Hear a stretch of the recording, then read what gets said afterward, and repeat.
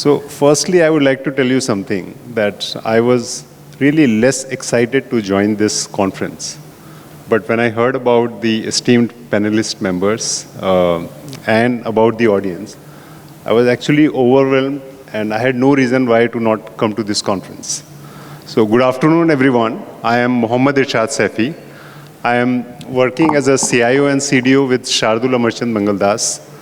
I am having more than 23 years of technology experience, out of which majority of that goes into the manufacturing industries. Like I had the opportunity to work with Havells, Renbaxi, Sun Pharma, Jubilant Technologies.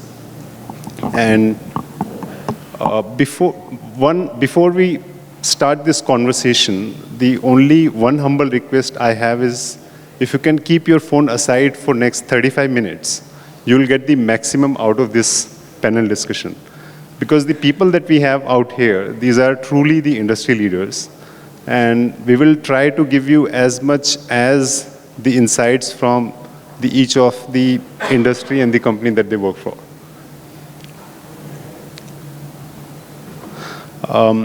Along with this, I am also a Stanford alumni. I am also a Stanford lead, which means that there is a program from Stanford called Stanford Seed. I am a consultant to them.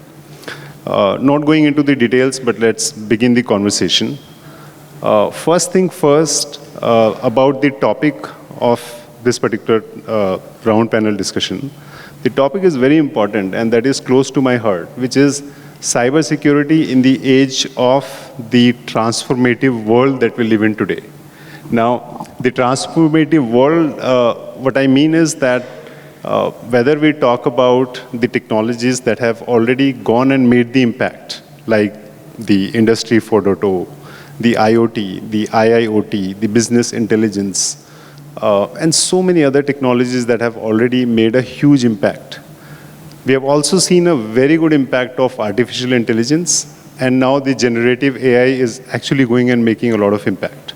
So we are going to discuss about how cybersecurity in the age of this transformative world is making the difference and will make the difference in the times to come.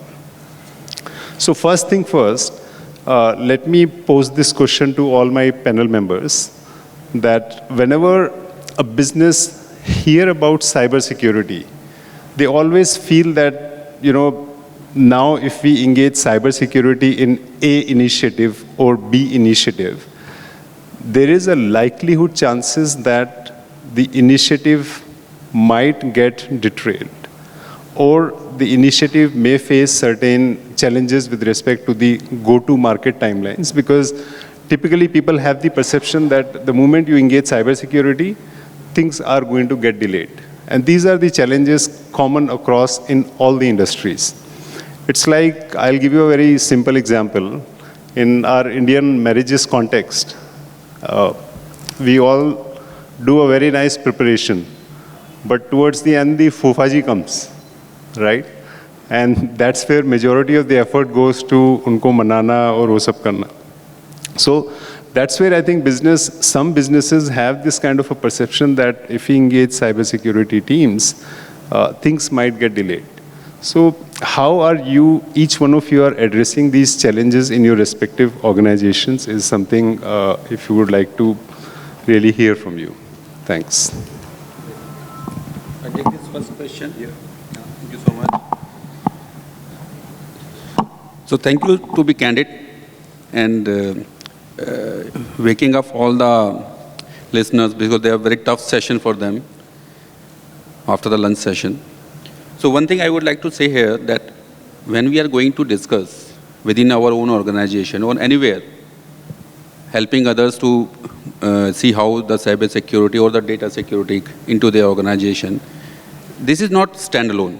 We are not going to implement cyber security alone. So whenever we are going to start some initiative, that initiative usually start with some use case, some problem statement, or some expectations, or we wanted to have some vision. The vision is not alone as a cyber security. When we are going for any business use case, all kind of security should be part of that discussion itself. So it should be a complete package.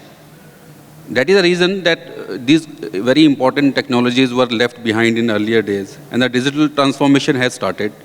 When the digital transformation started, so many things, so many applications, so many data, they are getting interconnected with each other. Through IoT, the things even became more complex to handle.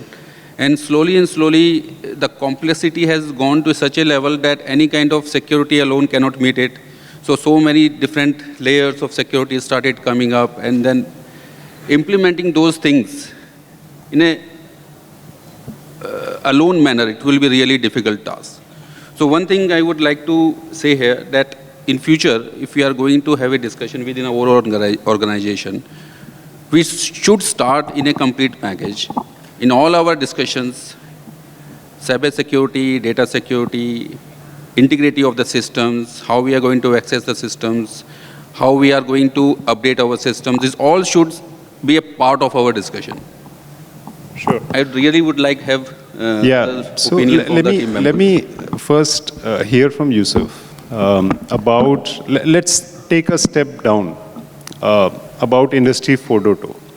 So when we talk about Industry 4.0, and majority of the co-fellows here who are from manufacturing industries, they would know that there are a lot of non-IT machines that never used to get connected onto the network. But with the invention of Industry 4.0, and as we are deploying or digitizing all the factories and the plants, we tend to connect those non-IT equipments as well into the systems which is somewhere connected to our IT backbone. So, Yusuf, what sort of challenges do you see there? The moment you think of connecting a non-IT equipment which runs on a very different protocol, they may be running with Windows XP and whatnot, that is completely out of the boundary for IT to really go and manage and support. And it comes with a lot of inherent risk as well. Thanks. Yeah, thank you. Since Jubilant Bharatiya Group is a large conglomerate, we have around 12 manufacturing sites. And in a different, there are different OT environment itself, right from pharmaceutical manufacturing, right, to typical industrial IoT or OT of a chemical industry where you have boilers and reactors running, right? And then one is the research and analytical system, which is run by drug research team and all. So I think the most important aspect when you are running manufacturing domain is that how is more important than connecting the device, connecting the people who are managing those devices. I think that's the most important aspect that we need to cover, because we are trying to get into the engineering systems, right? The instrumentation team who manages those OT for years and years. And now since the need of digitalization has grown so exponentially, I think there's no point that they will be sitting in isolation, managing their system machines alone. So they have to collaborate with IT or security to ensure that we have set the right set of framework. Because their buy-in is so very important. Because they have no idea about how IT system communicate to each other rather than OT system. Although all the system industrial photo are running those IT systems, but they are different environment. That's the only thing. They are separate from IT. That's the only difference. Otherwise, the same kind of technologies run across on the OT, right from your Purdue level 0 to level 5. We are at 4 and 5, but that's what we are trying to go below the level. That's where I want to set up a DMZ so that I'm able to actually update, have the visibility of the OT system, which usually the OT team doesn't have that capability. So I'm bringing in that IT capability into that's what Industry 4.0 is all about, right? So their connect, their buy-in is very important. So you leave aside your systems, talk to them, have workshop with them, what we are doing, how we are doing, what is that benefit that they will gain out of it. There's a knowledge curve for them. They have to learn new things. So I think if we are able to address that, the relationship between the engineering and instrumentation team, I think you create one step further towards the success of your OT security program. So we have taken that approach itself to let them know what we are doing, how we are going to do, what is the benefit. Because the OT system will continue to operate its own environment. There would be a point in time where we actually start writing in back to the OT system, but that will take some time, right? Because there's a lot of risk associated when we are writing back to the OT. So there's always be a barrier between OT and IT will remain there, and we have to monitor that barrier. That's the first step that we have to do, to demilitarize the IT and OT machines, and then make sure that they are monitored, right? Ultimately right now what we need to do is to fetch the information, right? The data store is running in level 3. We need to get the data and do the analysis, because that's what the need is. I want to improve my yield. I want to improve my throughput. I have to talk to the IT system. There's no question about it. That can be done in isolation.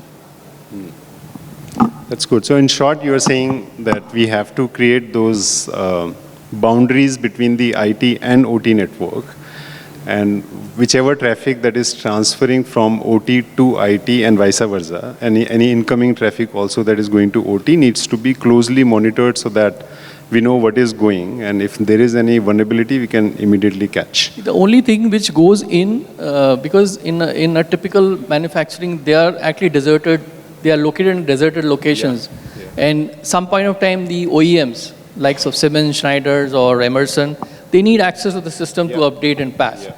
So we are spending a heavy amount of money to manage their visits, right? So I think that's where IT will help in order to put a secure remote access mechanism to ensure that reduce costs while we improve the turnaround time of fixing an OT device, right? So I think there's a lot of benefit.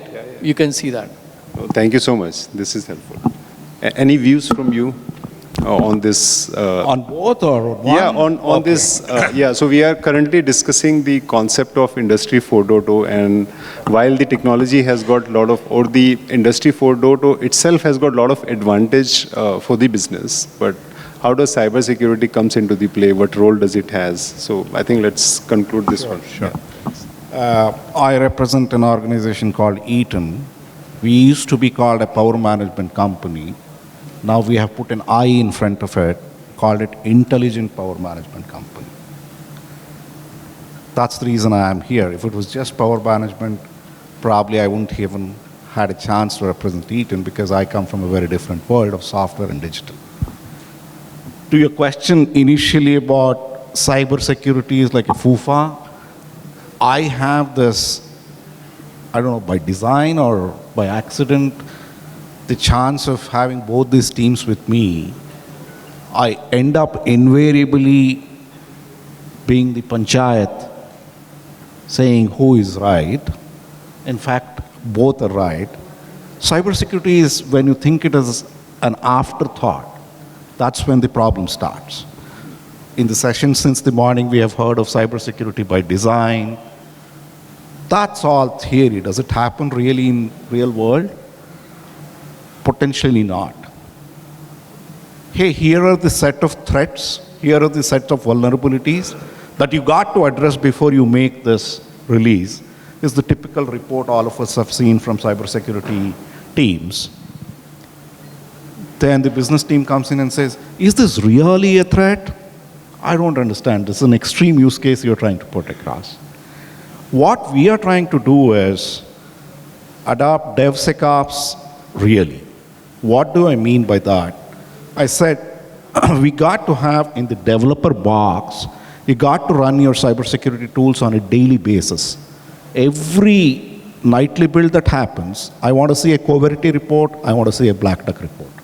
People who are familiar from the tech industry can relate to these things. So that cybersecurity is not a gate item that comes at the gate 4 or whatever the organization follows at the end. It has to happen every night. So there is no question of delaying the release or whatnot. So to answer the first part of the question, you have to shift it left. In the tech industry, we call it. Shift left has to happen from a cybersecurity standpoint as well. That's when DevSecOps really lives its life on a daily basis. On the industrial and manufacturing side of things, there is a transformation that is happening. As you rightly said, why are we doing it? You said 16 factories you have. I represent an organization which has 256 factories. Incidentally, 16 times, you know what it is, right? Organization of 110-year-old. inorganically grown across geographies, operators who have been with the machines for 40 years, handwritten manuals, sometimes not even handwritten manuals, it's all in their minds. That's the threat as an industry we are facing. What is Industry 4.0? It's the, for me, this reminds of the Three Idiots movie where Amir Khan said, what is engineering? Making things faster, more efficient. Industry 4.0 is the same thing. How do you do knowledge management? I was put this challenge as to some of our aerospace factories have instructions for the machines handwritten. Handwritten, really. They are journals which runs into volumes, not pages, volumes. People are on the verge of retirement. I was talking to the aerospace president and telling that, hey, I'm here to drive digital solutions. He said, Pradeep, shut up. All that I need you to do is convert this analog handwritten manuals to digital manuals. For me, that is digital. We have advanced technologies. We can monitor remotely. I heard how monitoring remotely can be detrimental to cybersecurity. Of course, it can be detrimental, but the previous session was I like this. You can monitor it remotely, right? But do you control it remotely? That's when the problem starts. It can be read access. When you start read and write access, that's where the problem starts. So for me, the industrialization is in the fourth phase. That is the whole Industry 4.0, what we're talking about. We got to embrace it. We got to understand the persona who is, we cannot develop solutions for a software engineer to operate. It is the operator of the machine who is sitting there, who is not a tech-savvy guy. Don't send him an instruction which is like, hey, unzip this folder, run this is in bin directory, go and execute that. That's never going to happen, my friends, I can tell you. We have a beautiful motor health algorithm that we have developed. Being a power management company, we understand the signature of current and voltage through which we can essentially say, hey, when a particular motor is going to fail, motors are there in any industry. So we have a very good plant in Pondicherry. We sent it, this is our algorithm, can you please run it? 4 months, nothing happens. Then we realize it's not just about knowing the algorithm of detecting when a motor is going to fail. How do you package it and put it into the place where it can be really used? So packaging of the solution, I think that is where we're not seeing the progress at the pace all of us would love to see, because tech cannot be applied like raw tech everywhere. It got to be applied where it is consumed. You got to understand the ecosystem under which it will be consumed, and that is how you have to adapt. That would be my starting comment. No, thank you so much. I wish we, yeah, please. So, I want to add here what the impact of the IoT have on the solutions. So I represent company Livpure. So we are in the business of water purification. So you can imagine we are in a solution called water as a solution, where we are giving our machines as a service to all our customers, where they don't have to do any kind of adding capex, where they have to buy machines or upkeep those machines, and we bundle the water in a kind of a subscription model. The whole business is being run through a very tech layer, which is mostly on the IoT. So here both IT and OT is taking a very decent marriage. Nowadays the marriage are very difficult to be managed, but here it is being managed very efficiently, and both the systems are talking to each other in such a manner that the complete advantage is going to the consumer. The consumer need not to take care of any kind of installation. Imagine through this IoT layer, he can drink the purest form of water without taking care of any kind of services. The complete package is being taken care by the company. But how? Our machines give alerts whenever we need a kind of services, or the particular purity of water is getting impacted. The consumer can see how much water he's drinking. Normally, we don't take care about how much water we are drinking right now. Right, so imagine the machine is also giving a rating that this is the amount of liter they have delivered. You can easily see and have a health update on your systems. So this is a very particular example. There are many more examples. For example, in my earlier assignments, what your question was, how the machine which are not tech-enabled, right? And imagine those machines, they have been in service maybe around more than 10, 15, or 20 years. I have seen those companies think about the security layer at that time when the machine designing or R&D was taking place, and some people were thinking that sooner or later there would be some technology through which all these machines would be talking to each other. So sensorization and keeping a update, so that is the important part during the design aspects. Thank you so much. I think I really wish that we had a lot more time to discuss on this topic. Yeah, time is running up. So I would like to do a quick fireside on one last question, and then post that we will ask the audience to see if they have any question on any of the topic that we have discussed. The question is, again, close to my heart, which is artificial intelligence and generative AI. So just would like to see and check with all of you, what are the applications you think is going to have an impact by using Gen AI, and how are you thinking to protect this Gen AI from the cybersecurity standpoint? A quick answer from all three of you. Thanks. I think Gen AI or AI, LLM, or any of the machine learning algorithm, which for cybersecurity, it's a great boon, because we would be able to apply that into my security monitoring. Because as we evolving into larger organization, larger attack surfaces, many devices are being added, it's literally impossible to actually correlate anomalies, find out the anomalies and react and respond to it. So I think the biggest use cases, what I've been discussing and talking, is how you can leverage cybersecurity in your security operations, security monitoring. I think it's a great ability for you to respond quickly as early as possible, so that the lower level of analysts doesn't get overwhelmed with so many alerts, right? So they can focus more on your advanced persistent rather than the mundane tasks that they need to perform. So automation, AI will definitely be a game changer in the way the cybersecurity domain itself is operating right now. Yeah. Sure. Thank you. Thanks. How about you? Sure. Gen AI or AI in general, right? For me, both are extremely important. Yeah. Some people see it as a bottom line improvement tool.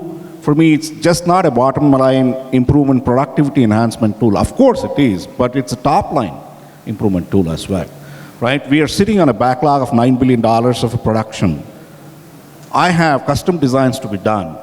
We have a knowledge base of 50 years as to how to do custom designs, but this is all hand done today. We are trying to use an LLM model, home-based developed LLM model, saying, hey, click of a button, I got to have say, a switchgear assembly to be done. Unheard of, right? People in the industry are like, really, is it possible? Yes, it is possible. We are sitting on data of 50 years. That's how, for me, that's the way. I mean, of course, there are a lot of bottom line improvement things we can take, sure. But for me, top line growth through AI and Gen AI is extremely real, and I can tell you from an Eaton perspective, we are going to see that released to the market quite soon. Thank you. Thank you.